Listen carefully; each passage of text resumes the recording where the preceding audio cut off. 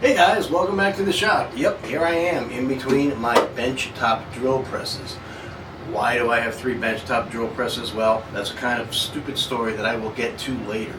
But if you are in the market for a Harbor Freight bench top drill press, I am about to show you all three of them and you'll have a very good idea of which one to get when this is over. So first, I want to go over a little bit of what the specs of each one is. Then I'm going to tell you how I got in this situation to have all three, and then I'm going to tell you who I think each one of them is for. So let's get going with the specs. Alright guys, we're going to start with the 8-inch. Now, as you can see, this 8-inch is still the central machinery, so it's a little bit older than the other two that are red and are badged Bauer. I think those of you that know Harbor Freight know they are switching out most of the old central machinery. Central machinery for Bauer, Hercules, all of their other brands. They're basically trying to step them up, make them look a little bit better. And they are jumping the price a little bit. But fear not, this 8-inch is pretty much the same tool as the Bauer, just a different paint job. Let's go over its specs. First and foremost, the MSRP is $89.99 now for this little guy. That's more than what the Central Machinery one was. If you can find a Central Machinery one still on clearance, grab it, because it's basically the same machine. Now, all three of these can be purchased on sales, coupons, whatever, at Harbor Freight. So I'll give you MSRP, what they list at, but I can tell you all three of these were purchased during the Inside Track Club sales for the month. I just waited until each one was on the right sale and bought it, and they get considerably cheaper. As far as the specs, this is a 5-speed machine. As you can see, it's changed up here by a belt. It goes from 620 RPMs up to 3100 with 1100, 1720, and 2340 in between. You just change the belts to change the speed. Pretty easy, actually. It weighs 31 pounds, so this is very easy to move around. If you have a small shop, you got to put this under the bench, pick it up and use it on the bench when you need it, and put it back. This is only 31 pounds. It's very doable. The quill travels 2 inches up and down, north and south. It's a 1/2-inch chuck, and the motor is 1/3 horsepower, 2.3 amp. That's basically the 8-inch. Moving up to the 10-inch, as you can see, I have the 10-inch here.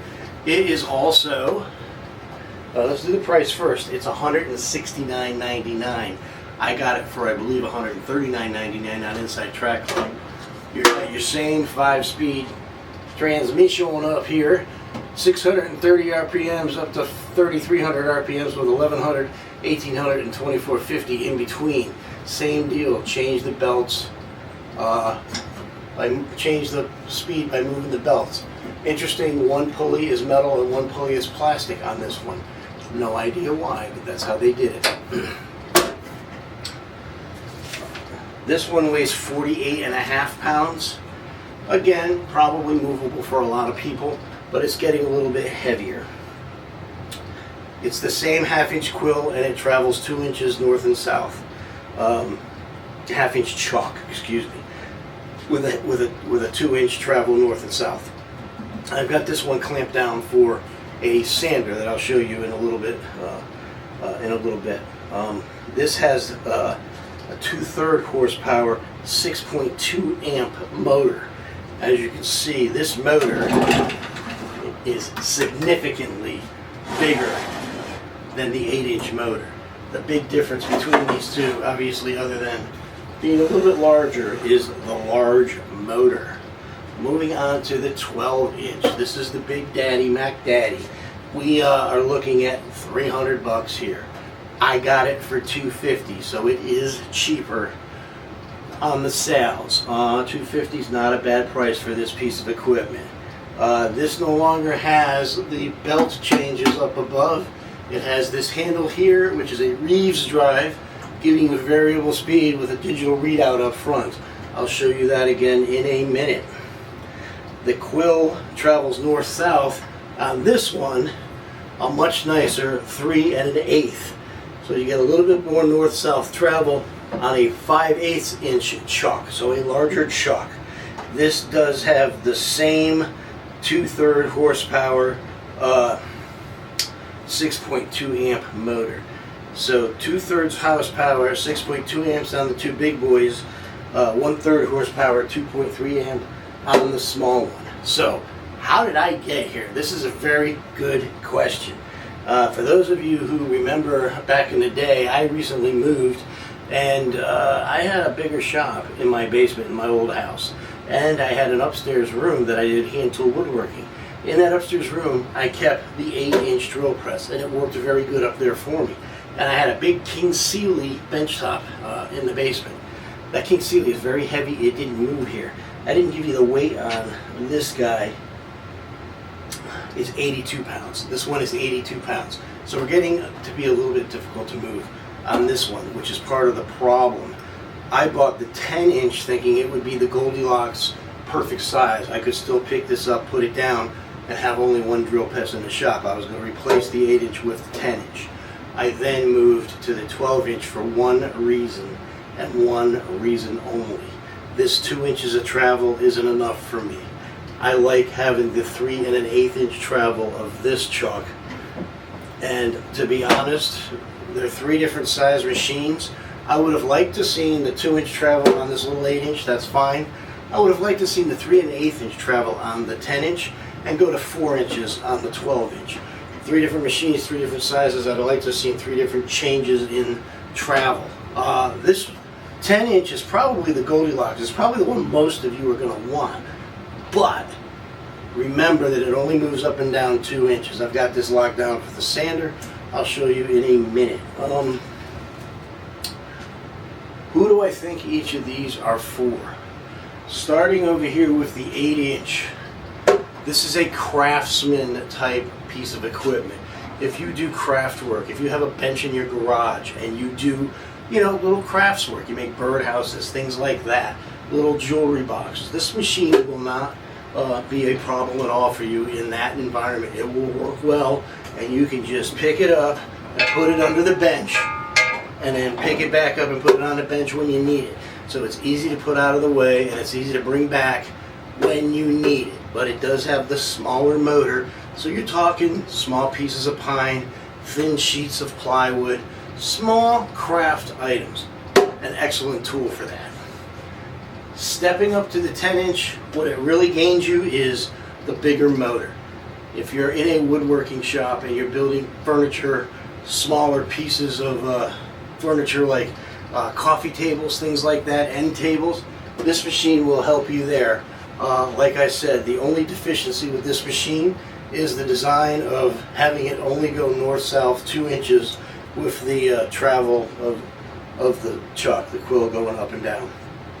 That became a problem for me, unfortunately, and I moved on to the 12-inch because of it. I didn't move to the 12-inch because of the variable speed. I moved because of the travel north and south. But this is, if you're a crafts person but you want a little bit bigger motor, this is an excellent tool. You can still pick this up and put it under the bench and put it back. I can move this around.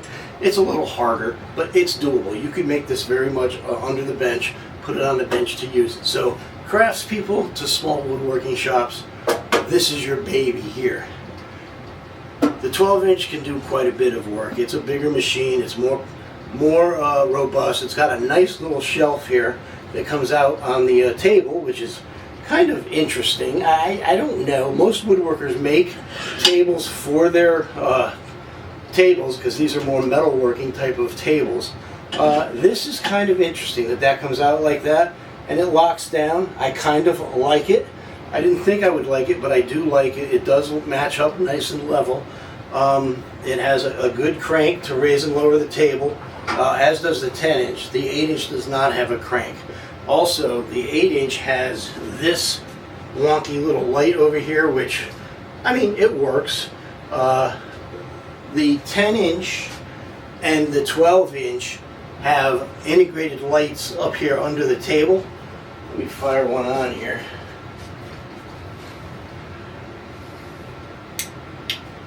As you can see, there's lights right here, and there is also on the 10 and the 12-inch a laser. to show you the exact target. I don't think the camera's going to pick the laser up, but you can see maybe on my hand there's red line right there that makes an X right where the brad point bit hits. It really does line up right to the brad point bit. Now, all three of these function very well out of the box. They're all easy to assemble. It takes maybe 15 minutes to put these together from out of the box to running. They're not that difficult to put together, so if you're worried about that, all three of them are very easy to assemble. I did not film the assembly, but trust me, it's pretty easy. You put the pillar onto the base, then you put the head on the pillar, lock it down, and put these handles on. That's all you have to do. Now, the little 8-inch, let me run each one of them. The little 8-inch, when I say craft stuff, I mean little pieces of plywood like this. This looks like about a 3/8 inch thick piece of plywood. Not a problem at all. It will do all of your little craft tasks in a craft shop. As will the 10-inch. The 10-inch, I've got it set up in sanding mode. I've got this sanding drum on here.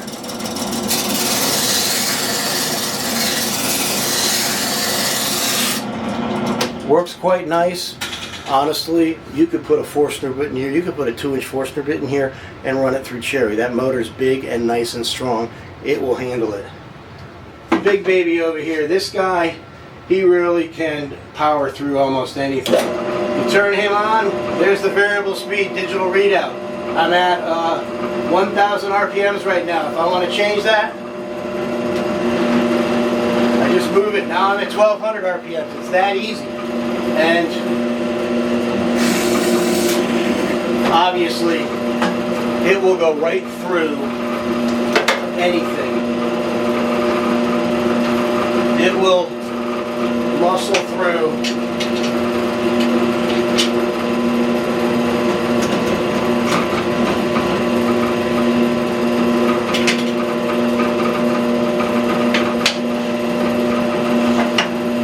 just about anything you throw at it.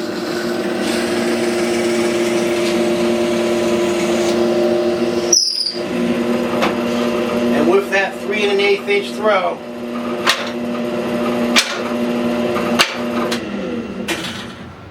it has the reach to go through, and with that 3 1/8 inch throw, it has the reach to go through larger pieces of lumber. 8/4 stock. If you're in a woodworking shop and you use a lot of 8/4 stock, you're going to want this one. If you're just using 1/4 inch stock, maybe 2 pieces together, 1.5 inches, the 10-inch will do the job for you. I think the 10-inch is the Goldilocks machine. Most people are going to like it because of the bigger motor. The only thing I don't like is it only has 2 inches of travel north and south, which is the same as the little 8-inch. So if you're in a craft shop, pick one of these two. If you're in a woodworking shop and you're using smaller pieces of hardwood, go with this one. Otherwise, go with this guy here. Thanks for watching. I hope that cleared it up. I hope you now will know which one to get and not end up with all three like me. Thanks for watching, guys. Have a great day. We'll see you in the next one.